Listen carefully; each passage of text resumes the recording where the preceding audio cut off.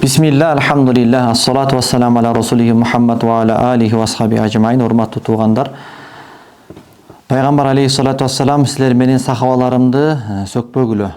Эгерде силер Тухут тоосуна барабар алтын сарптасаңар дагы Аллах жолунда менин бир сахабамдын бир уч сарптаган бир буудай арпасына дагы садакаңар жетпейт. Яни не балекет кылсаңар дагы, башыңар менен жер казсаңар дагы менин сахабаларыма силер жетпейсиңер дейт да. Менин сахабаларым асмандагы жылдыз сыяктуу, кайсысын кармасаңар туура жолдо болосуңар дейт. Алла Таала Курани Каримде Аллах алардан ыраазы болду жана алар дагы Аллахтан ыраазы болду деп Кудай Таала алардан ыраазы болгондугун кабарлап жатат. Сахабалардын өмүр баянын окуган сайын ошол пайгамбарыбыз эмнеге мындай деп айткан, эмнеге Кудай Таала алар тирүү кезинде да ыраазы болгондугунан кабар бергендигин түшүнөбүз. Эгер чындап ойлоп көрсөк, кимдир бирөө айтышы мүмкүн, бир жолу бирөө айткан, арабтарды айта бере биздин ата бабабызды айтпайсыңар депчи. Биздин ата бабабыз баш үстүбүзгө. Ошол эле Касым Тыныстанов, Абдыкерим Сыдыков, Жусуп Абдырахманов Кыргызстандын эгемендүүлүгүн түптөгөн, ал үчүн баштарын канжа сайып, ал үчүн өмүрлөрүн арнаган, 21 жаштарында туруп Кыргызстан эгемендүүлүгүн сактап калган улуу аталарыбыз. Анын да өзүнүн орду бар дегендейчи. Бирок бул жерде мындай кайраштыруунун эч бир кажети жок. Ар кимдин өзүнө даража, ылайык макамы бар, даражасы бар дегендей. Ал эми бул сахабалардын өмүр баянын окуй турган болсок, ушул нерсени түшүнөбүз. Бүгүнкү күндө менин ушинтип намаз окуп, Кудай Тааланы танып, бир келген дүйнөдө келген максатымды билип, адашпай түбөлүктүү жашоонун бакыт таалайын утуп алууга шарт түзүп берген, ушунун жагдайларын жаратып берип кеткен ушулардын курбанчылыгы турбайбы деп чындап эле буларга ыраазычылыгымды билдиргим келет да. Анткени себеби бул сахабалар кыяматка чейин келе турган миллиарддаган адамдардын жашоосуна чыйыр жолду салган. Эгерде булар мындай жандалбастап аракет кылбаганда, булар мээнет кылбаганда, бизге окшоп үй бүлөсүнүн кашында курсагы ток, комфорт жыргал жашоодо болгондо биздин абалыбыз кандай болот эле? Балким биз тозоктун бир отуну эле болуп калмакпыз. Булардын мээнети болбогондо окуган сайын буларга ыраазы болуп көзүңө жаш келет экен да. Мына ошол каарманыбыз бүгүнкү баатыр Барро ибн Малик деген сахаба. Бул атактуу пайгамбарыбызга кызмат кылган Анас ибн Малик деген сахабанын бир тууган агасы, Ансар. Ансар дегенди билебиз. Бул тууралуу Умар ибн Аль-Хаттаб айтат: Баррону мусулмандардын аскерине башчы кыла көрбөгүлө деп кат жөнөтүшкөн да. Анткени себеби ал өзүнүн тайманбастыгы менен алдыга гана жүткүнүп, артты көздөй бир кетенчиктөө деген нерсени деги эле билбептир да бул сахаба. Ушул сапаты менен мусулмандын аскерлерин кыйроого учуратат деп коркомун дейт. Анткени себеби кээ бир учурларда согуш таласында артка кетенчиктегенге туура келет. Кайрадан аскерди кубаттап, кийинки жол кайтормунда кээ бир учурларда болот да, тактикада аскерлеринди кайра чыгарып кетишиң керек. Бул андайды билчү эмес экен. Артка деген, чейини дегенди деле түшүнө кирчү эмес экен да. Бул Анастын байкеси Барро деген сахаба. Ошого Хазирет Умар кат жөнөткөн экен да. Ошол көп башчыларгачы, мусулмандардын аскерлерине Баррону командир кылып шайлай көрбөгүлө. Өзүнүн тайманбас баатырлыгы менен мусулман аскерлерине зыян жеткизип алат деп коркомун деген экен да. Бул сахаба мындай баш чачтары уйпаланган, кийиминен чаң кетпеген адам болгон экен. Бул деген сөз мындай бир жуунуп, тазаланып, бир жашоонун рахатын көргөн адам эмес болуптур да. Бул адам постоянно эле чаң топурак болуп эле Алла жолунда жүргөн адам болгон экен. Ошого чачтары уйпаланган, кийиминен дайым чаң кетпеген, арык сөөктү деле келбеген, арык адам болгон экен. Көргөн адам андан мындай жиркене тургандай адам болгон экен да. Мындай бир жасанбаса түшүнүктүү да. Дайым эле чаң топурак болуп эле Кудай жолунда жүргөн экен. Деле бир жашоонун рахатын көрүп, жакшынакай бир кийинип алып, бир май тойпойго барып, жок. Ар дайым эле тоолом жумаланып, жихад деп эле жихадын артынан жүрө берген ушундай улуу адам болгон экен. Бирок ошондой болсо дагы, ушундай болсо деген арык болгон экен, сөөктү деле болбоптур. Арык адам болгон экен. Бирок жекеме жеке согушта 100 бутпарастты өлтүргөн экен. Анткени мурдагы согуштарда жанагы биринчи жекеме жеке согуштар болуп, балбандар чыгып согушканда 100 бутпарастты өлтүргөн экен. Ал эми согуш талаасына киргендеги анын баатырчылыгын айтпай эле коелу дейт да. Бул өзү жалгыз, бирок бир аскерге тете болгон экен. Өтө баатыр жана алдыны көздөй гана жүткүнгөн. Мындай бир тайманбас, артка кетүү дегенди такыр эле билбеген адам болгондуктан, Азирети Умар ошол областтын башчыларына кат жөнөтүп, баланчаны, яни Баррону мусулмандардын аскерлеринин командири кылып шайлабагыла. Анткени ал өзүнүн баатырлыгы менен аларды кыйроого учуратып коемун деп корккон дейт да. Ансар сахаба болгон, Анас ибн Малик деген атактуу пайгамбардын кызматчысынын бир тууган агасы болгон. Эгерде сен менден ушул адамдын баатырлыгы тууралуу кабарларды айтып берчи, төкпөй чачпай десең, анда сөз узарып кетет. Кичинекей бир китепче, жана мындай бир аз убакыт анын согуш талаасындагы баатырлыгын баяндоого эч эле чамасы жетпейт. Бирок мен бул адамдын баатырлыгы тууралуу бир гана окуяны айтып беремин. Ошол окуясы гана башка жерлерде канчалык баатыр болгондугун ал силерге түшүндүрүп берет дейт да. Бул окуя ошол пайгамбар алейхиссалату вассалам кайтыш болуп, улуу досуна, яни пайгамбар Алла Таалага жолуккандан кийин башталат. Пайгамбарыбыз көз өткөндөн кийин араб уруулары динден чыгып баштаган. Кандай эле динге пайгамбарыбыздын көзү тирүүсүндө топ-топ болуп кирген болсо, пайгамбарыбыздын кайтыш болуусу менен кайра топ-топ болуп динден чыгып баштаган.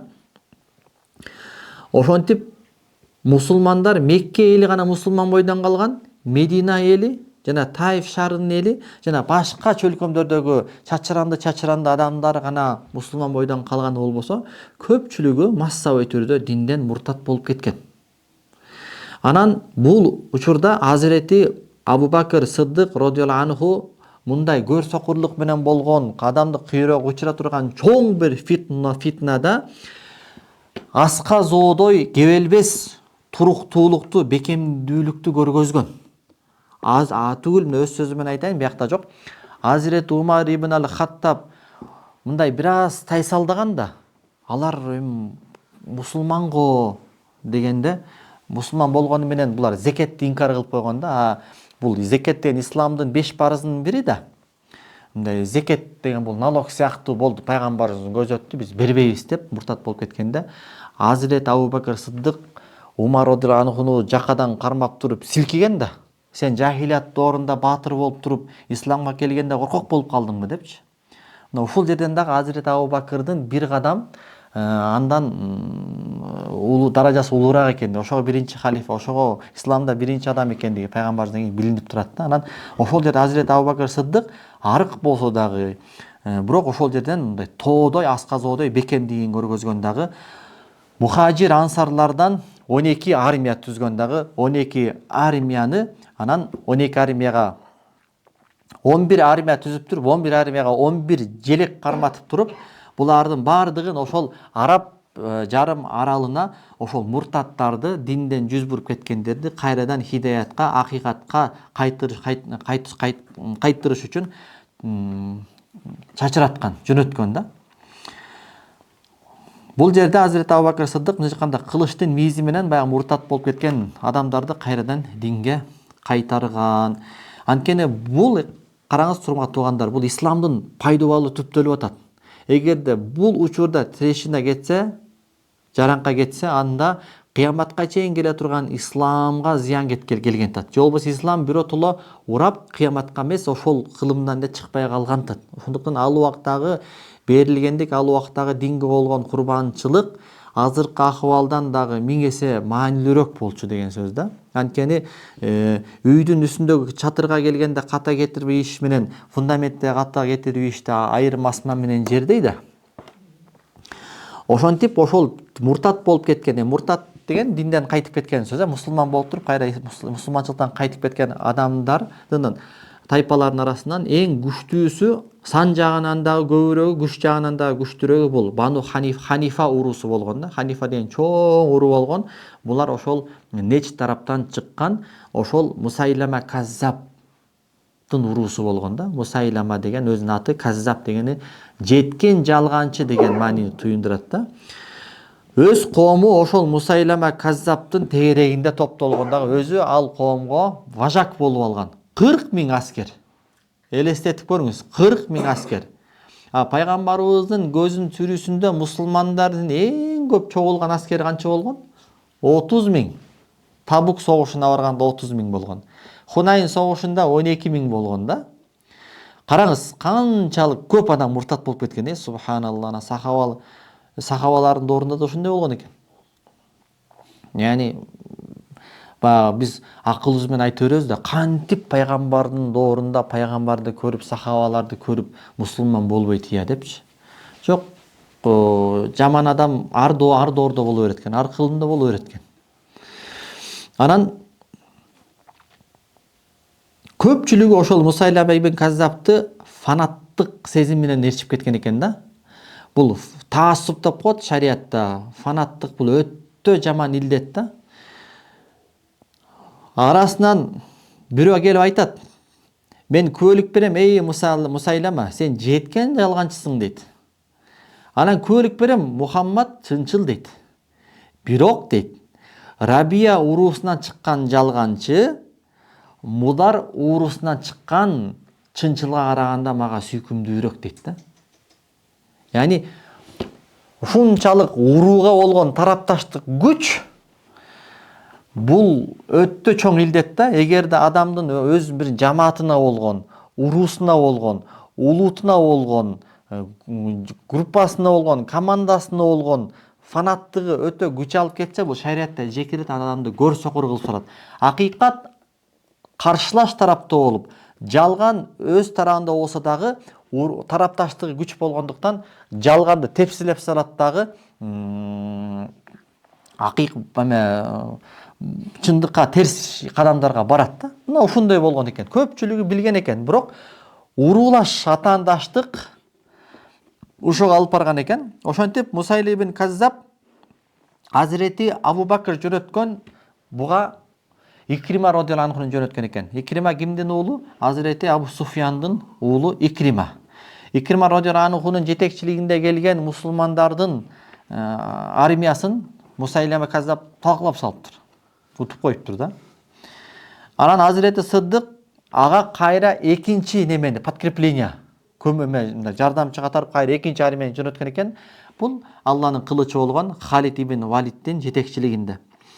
Ошентип ошол Халид ибн Валид жетекчилик кылган немеге, армияга сахабалар менен ансарларды аябай көп кошуп берген экен. Азирет Абу Бакр Сыддык. Анткени себеби ансар менен мухажирлер өңгөсү согуштан качса да булар согуштан качпаган пайгамбардын сахабалары болгон да. Анан ошолордун подкрепленияда Халид ибн Валиддин армиясында атактуу бүгүнкү биздин каарманыбыз Барро ибн Малик деген дагы сахаба болгон экен. Ошентип эки аскер Неч, азыркы Эр-Рияд тарап болуп калат, Сирия Саудиянын чыгыш тарабы болуп калат. Ямама деген жерде эки аскер жүз келишип, ошол жерден анан согуш баштайт. Согушканда Мусайлама жана анын аскерлери утуп баштайт.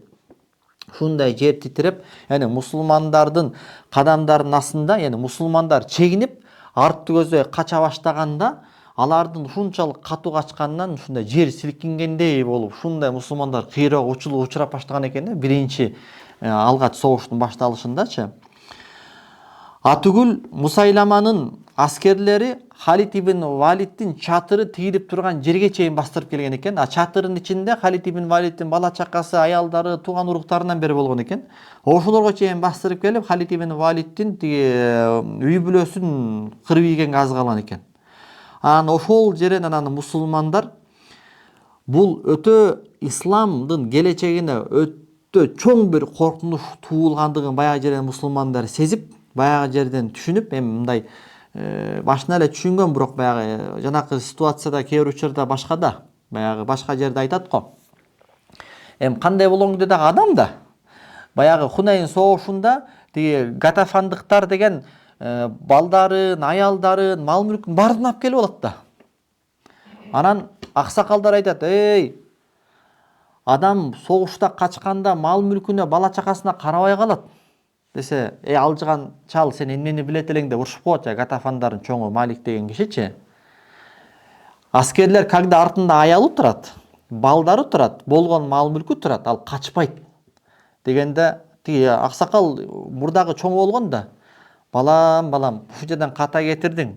Аскерлер согуштан утулуп качканда жаны ушундай таттуу болот. Эч кимге карабайт, бала чакасына карабай качып кетип калат" деп айтат да. Ана чындыр ошондой болот да. Гатафандыктар качып кетип калат да. Ошончо миңдеген балдары, мал мүлкүн баарды мусулмандардын колуна тукум болуп түшүп калат да. Анысың артында биякта да ошондой бир көрүнүш болду да. Анан ошол жерден мусулмандар мындай, Кудай Таала көкүрөктөн илхам салат: аз бул жерден биз кача турган болсок, бул жерден биз азыр согушту уттурсак, болду. Исламдын пайдубалы талкаланат. Кыяматка чейин ислам үзүлөт. Аллах Таалага жер бетинде ибадат кылынбай калат деп мусулмандар бир ойгонот. Халид ибн Валид анан кайрадан аскерлерди иреттеп баштайт. Мухаджирлерди өзүнчө бөлүп, ансарларды өзүнчө бөлүп, урууларды өзүнчө бөлө баштайт. Мындай алардын намысына тийгиси келген дейт да, мындай эртеңки күнү анткени себеби мухаджирлер өзүнчө бөлүнүп турат, ансарлар өзүнчө бөлүнүп турат, анан урууларды бөлүп коюптур да ошол жерденчи. Анткени себеби мына түкүнчө уруу баягы согушта кашты болуп, өмүр бою шерменде болуп калат да. Анан дагы кайсыл тараптан душмандар көбүрөөк чабуул жасап атат, ошону билиш үчүн ошондой бир тактикага өткөн экен дагы. Анан ошентип согуштун мээзи, согуш аябай баягы жерден күчөп, буга чейин мусулмандар көрбөгөндөй өтө бир чоң катуу согуш болгон экен дагы. Анан Мусайламанын аскерлери дагы баягы жерден аска zoодой аябай бекемдикти көргөзгөн экен да. Канча алар кырылып атса деле, алар деле көңүл бурбай, алар дагы өтө бир туруктуулукту көргөзгөн. Анан ошол жерден мусулмандардын арасынан дагы анан баатырлык, керемет бир баатырлыктын көрүнүштөрүн далайлаган адамдар көргөзгөн экен. Мындай анын баарын топтосоң өзүнчө бир малхама болуп калат дейт да. Малхама дегени баягы мындай арабтарда ондай чоң бир согуш, жана ал согуштагы баатырлардын көргөзгөн баатырлыгын чагылдырган бир нерсени малхама деп коет экен. Ошондой бир малхама токуса да боло тургандай бир баатырлыктарды көргөзгөн дейт. Мына мисалы дейт, Сабит ибн Кайс дейт. Сабит ибн Кайс деген бул ансарлардын желегин көтөргөн сахаба болгон дейт. Сабит ибн Кайс атырын сүйкөнүп, кепинин оронуп, анан баягы уже элестетиңиз, уже кепинин кийди, атырын сүйкөндү, мен болду ушу өлөм, качпайм деп ушунчолукка барган экен да. Даже тиги желегинин жанында кичинекей жерди казып туруп, тизесине чейин, ошол жерге анан өлсөм, ошол жерге мен сразу эле көмүп койгула деп өзүнүн кабырынан бери даярдап туруп, желектин жанында туруп берген экен да, каккан казыктай болупчу.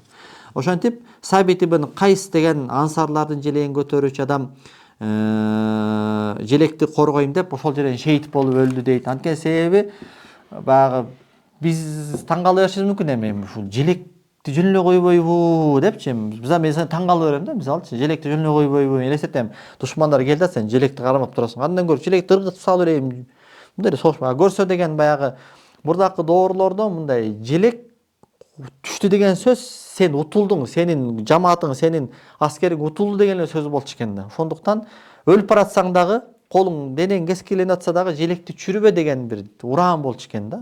Ошентип ал шейит кетти дейт. Мына Азирети Умар ибн аль-Хаттабтын бир тууган уялаш агасы же иниси Зайд ибн Хаттаб дейт. Ал дагы мусулмандарга жар салып: мусулмандар, белиңерди бекем бугула, тиштенип алып, душманга каршы чабуул койгула, артты көздөй кетенчиктебегиле. Адамдар, мен Аллага касам ичем, же ушул жерде душмандарды жеңебиз, же болбосо Аллага жолугабыз. Башка нерсе жок. Же душмандарды жеңебиз, же Аллага жолугабыз. Башка вариант жок деп, бул дагы адам согушуп атып, Азирет Умардын иниси, агасы Зайд шейит кетти дейт. Мына дейт, Хузайфа радиаллаху анхунун, Абу Хузайфа пайгамбардын сырдаш сахабасынын азат болгон кулу Салим дейт. Бул болсо мухажирлердин желегин көтөргөн дейт. Ал кичине бир аз алсыз болуп баратканда сахабалар айгыр дейт: "Эй, Салим, биз коркуп турабыз, сен тараптан бизге зыян келип калабы" деп. Бул деген сөз, чота сен желек көтөргөндө мындай стойкостьту көргөзбөй атасың. Анткени сен сенден желек куласа бүтүндөй мухажирлердин духу түшөт. Мухажирлер утулду деген кеп кетет дегенде айтат да. Эгерде мен бул желекти кулата турган болсом, анда мен Куранды көтөрүп жүргөндөрдүн эң жаманы мен болуп калбаймынбы деп, ал дагы ошол каккан казыктай артты көздөй качпай желек кучактап отуруп ал дагы жан берди дейт. Элестетиңиз мындай. Булар эмнеге өлүп атат? Бизге, мага, ушул үммөткө дин келсин деп жан берип атат да мындай. Бул жерде мал талашып, акча талашып болуп аткан жок да, мындай ойлонуп көрсөкчү, биз үчүн, сиз үчүн болуп атат да. Анан душмандарга ушул жерден бүгүнкү биздин каарманыбыздын окуясы башталат. Бул каармандын алдындагы баатырлыгынын алдында башкалардын баатырлыгы мындай бир аз алсызыраак болуп калат дейт да. Бул бүгүнкү каарман Барра ибн Малик, ушул туура болот да. Анас ибн Малик, Барра ибн Малик. Халид ибн Валид согуш өтө күчөп турган чакта Барра ибн Маликке айтат дагы: "Эй Барра, эми акыркы үмүтүм сен" дейт да. Мухажирлер канча уже жанакы көрүнүктүү желек көтөрүүчүлөр кетти. Четинен армиялар кыйрап атат да. Ишең эми ансарлар эле калды. Ансарлардын желегин эми ансарлар анте көрбөсүн. Ансарларга көңүл бур деди да. Барра ибн Малик айтты: "Эй ансарлар жамааты, силердин эч бирөөңөр Мединага кайтам деп ойлобогула. Бүгүндөн баштап Медина жок" деди. Азыртан баштап силерге Медина жок, Мединага барам деп ойлобогула. Болсо Аллах бар, бейиш бар, башка эч нерсе жок. Эй ансарлар, уктуңарбы? Медина жок болду деди да. Анан мушриктерге, бутпарастарга ушундай бир атылды. Аны көрүп ансарлар кошо, Барра менен кошо аны көрүп ансарлар чабуул жасады. Ошентип топту жарып кирди дейт Барра ибн Малик. Душмандан бир канчасын кыйратты дейт. Ошентип Мусайлама жана анын аскерлери баягы жерден ансарлардын жанакындай шыктануусу менен дагы башка мусулмандар ойгонуп, алар артты көздөй чегинүүгө мажбур болуп, ислам тарыхында белгилүү болгон өлүм бакчасына жашынып кирип кетишти дейт. Баягы өлүм бакчасы деп аталып калган себеби ошол бакчага качып кирип кеткен дагы мусулмандар аларды ошол жерден кууп жетип, анан ошол жерден көптөгөн бутпарастар кайтыш болгондуктан өлүм бакчасы деп аталып калган. Бул өлүм бакчасы болгону менен мындай кенен болгон экен, аябай просторный жери болгон экен дагы, бийик дубалы бар болгон экен. Анан ал жерде миңдеген Мусайлама жана аскерлери баягы жерге кирип кетет. Мындай чоң бир бакча, анан бирок сепили бар да, чеби бар. Анан мусулмандар баягы чепти тегерегинен курчашат, бирок мусулмандарга Мусайламанын аскерлери жааган жамгырдай кылып, жебелери менен аткылап баштайт. Анан ошол мезгилде Барранын баатырлыгы кашкая көрүнө келет да. Анткени себеби душмандар чептин ичине кирип кетти, эшикти ача албай атат, дубалдан өткөрбөй жаа менен аткылап, найза менен сайгылап атат. Анан ошол жерден айтат Барра: "Эй менин коомум, мени чоңураак бир калканга олтургузгула" дейт. Калкандын алдына найзаларды сайгыла дейт. Анан бир 10 чактыңар күч менен мени дубалдын ар жагына ыргыткыла дейт да. Элестетиңиз. Анан баягы жерден 10 чакты сахаба айткандай калкандын алдына найзаларды коюп туруп, калканга атылган октой шамдагай болгон экен, чаак алып, анан 10 чакты сахабанын калкан аркылуу анан найза менен монтип ыргыткан. Картинканы түшүндүрө алдымбы? Ошентип ыргытканда анан эме жака туралаган экен да, эшик жагына туралаган. Анан ошол жерден 10 чактыдай адамды өлтүрүп, 80ден ашык жаракат алып туруп эшикти ачып берген экен. ушунун күчтүүлүгүн айт, Шамдагы айлыгын айт, өжөрлүгүн айт, бекемдигин айт да. Ошончо адам 80ден ашык жаракат алып, 10 чактадан өлтүрүп барып туруп, анан эшикти ачып берген экен. Анан мусулмандар атылган октой кирип барып, баягы жерен анан Мусайламаны, анын аскерлерин талкалаган экен. 20 000 адамды өлтүргөн экен мусулмандар ошондо. 20 000 муртат, динсиздерди өлтүргөн экен дагы. Бирок ошол согушта бул адам тирүү калып калган экен. Халид ибн Валид атайын муну жанакы аскерлери дарылаган палаткага жөнөтүп, атайын бир доктор дайындап, 1 ай муну дарылап, 1 ай дегенде жакшы болуп кетиптир. Ошентип Барро бул сапардагы өзү көптөн бери эңсеп келген мечтасына жете албай калды дейт. 2-3 мүнөт эле убакыт калыптыр, эми кыскартып айтып коеюн. Анан экинчи баатырлыгы бул ошол Тустар деген Персиядагы чоң бир шаарды аларда, Тустар деген шаардын чебине кирип кетишкен экен. Ошондо чепти такыр ала албай коюшкан экен. Ошондо жанакы чептен чынжырларды кылып туруп, чынжырдын учуна момундай кучокторду байлап туруп, болоттон болгон чоң кучокторду байлап туруп, аны темирге ысытып кызытышкан экен да. Темирге ысытып кызытышканда баягы тийген нерсесин шылып кетет да. Элестетиңиз, эми бул чок эмес, бул болот эритилген да. Ошондой менен сахабаларды булар мындай чоң чынжырларга жанакындайлар илип туруп сахабаларды өлтүргөн экен да. Баягы дубалдан түшүрүпчү. Бирөөсүн илип кетет. Өлгөн абалда тигилерге чыгат. Бирөөсүн чала жан абалда илип кетет. Анан иниси Анас ибн Маликке да илинип калыптыр да. Ошондо Барра кандай батырлык кылган дебейсиздер? Дубалга секирип барып туруп, баягы чынжырды кармап, дубал аркылуу секирип туруп чынжырды кармап туруп, анан инисинин денесине кийимине бир жерине илинип калды дем. Ошону колу менен чыгарган экен да. Кызып турган эритилген болоттучу.